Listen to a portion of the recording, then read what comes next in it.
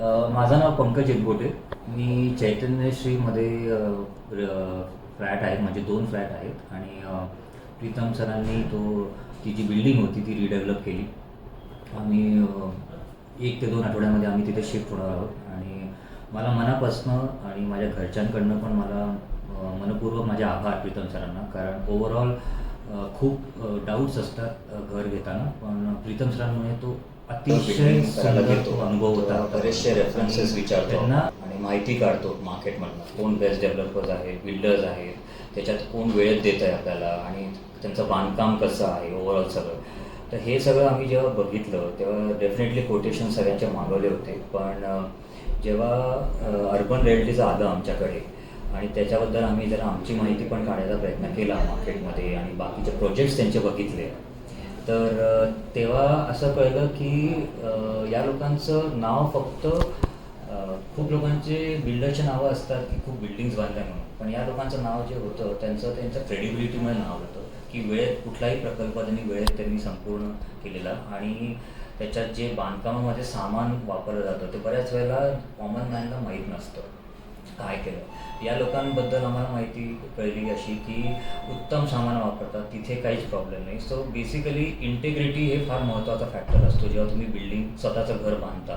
तर त्या इंटिग्रिटी फॅक्टरवर टाईमली तुम्हाला हँडओव्हर करणं त्या बाबतीत, आणि थर्ड म्हणजे प्रत्येक वेळेला बारीक बारीक गोष्टींमध्ये हे लोक लक्ष घालून तुमचं सगळं काम पूर्ण करणं. आणि महत्त्वाचं होतं बिल्डरशी तुमचं 1-on-1 जे असतं ते फार महत्त्वाचं असतं. बरेच वेळेला एकदा पहिल्या भेटीनंतर बिल्डर तुम्हाला दिसत नाही, पण याच्यामध्ये थ्रूआउट आम्हाला प्रीतम सरांचं जे काय मार्गदर्शन होतं आणि कुठल्याही वेळेला काहीही कधीही फोन केला तरी ते हजर असायचे. सो हा ओव्हरऑल एक्सपिरियन्स जो होता तो आम्हाला लोकांकडूनही मिळाला होता आणि म्हणून आम्हाला असं वाटलं की they are the best people that we should go ahead.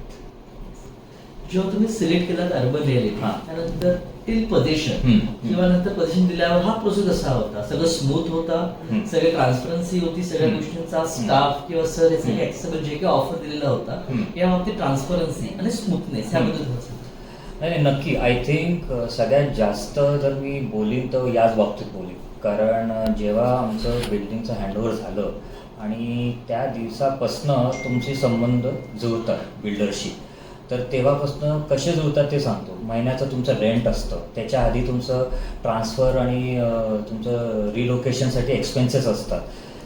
तो पहिला जो आमचा अनुभव होता प्रीतम सरांशी तो इतका सुरेख अनुभव होता की तेव्हाच आम्हाला कळलं की आमची बिल्डिंग नुसती व्यवस्थित नाही होणार, सुंदर होणार, वेळेत होणार आणि कुठेही पैशाचं इथे आम्हाला काळजी करायची गरज नाही. कारण एक चेक 3ही वर्षी एकदाही पेमेंट कुठेही डिफॉल्ट झालं नाही. आणि मी याचा उल्लेख करतोय, कोविड असून सुद्धा त्या 4 महिने 5 महिन्यांमध्ये सुद्धा आमचं एकदाही पेमेंट रेंटचं डिफॉल्ट झालं नाही.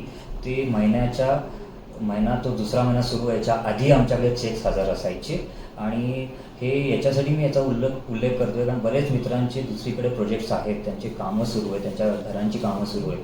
प्रत्येकाला कुठे ना कुठे बिल्डरने सांगितलं आम्ही देत नाही, आम्ही हे करतो, ॲडजस्ट करा, 3 महिने करा. इथे आम्हाला ते कुठलाही तो अनुभव आला नाही. Payment wise absolutely spot on होतं, कुठे कधीच आम्हाला त्याची काळजी नव्हती. त्याच्यानंतर वेळेवर एक स्लॅब झाला, दुसरा झाला, तिसरा झाला, तेव्हा तुमच्या मनात प्रश्न असतात की आपलं घर कसं होतंय. तेव्हा डायरेक्ट मला प्रीतम सरांशी ॲक्सेस होता. मी कधीही त्यांना फोन करून विचारत होतो, माझे डाऊट्स होते की मला असं वाटतंय की ही भिंत अशी पाहिजे का, किंवा आपल्याला कसं आता प्रीतम सर आहेत सिव्हिल इंजिनियर, आपण दुसऱ्या फील्डमध्ये असतो, तर आपले डाऊट्स जे असतात कधी कधी ते फार त्यांना चाइल्डिश वाटत असतील, पण ते आउट ऑफ द वे जाऊन ते सगळे तुमचे डाऊट्स असतात ते क्लिअर करायचे.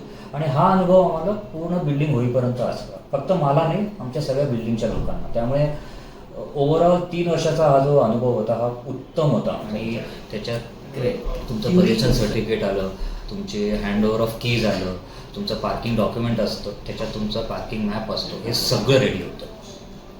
जो काही आमचा व्यवहार व्हायचा होता त्याच्या संदर्भात हे सगळे डिटेल्स रेडी होते. मला फक्त येऊन चेक करायचं होतं आणि 5 मिनिटात माझं काम झालं. ओव्हरऑल आता प्रीतम सर, राकेश सर दोघं आहेतच कंटेंट.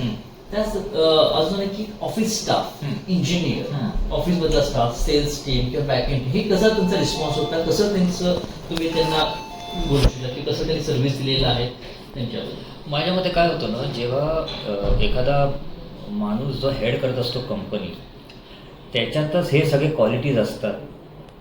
ऑनेस्टी म्हणा, इंटेग्रिटी म्हणा, पंक्च्युअलिटी म्हणा, सिन्सिअरिटी म्हणा, तर ते ऑटोमॅटिकली खालच्या सगळ्या लोकांमध्ये येतातच. त्यामुळे जितक्याही लोकांशी मी PRM इन्फ्रामध्ये बोललो आहे, प्रत्येकाशी बोलताना मला असं कधीच वाटलं नाही की हा फक्त बोलायसाठी मला काहीतरी कमिट करतो.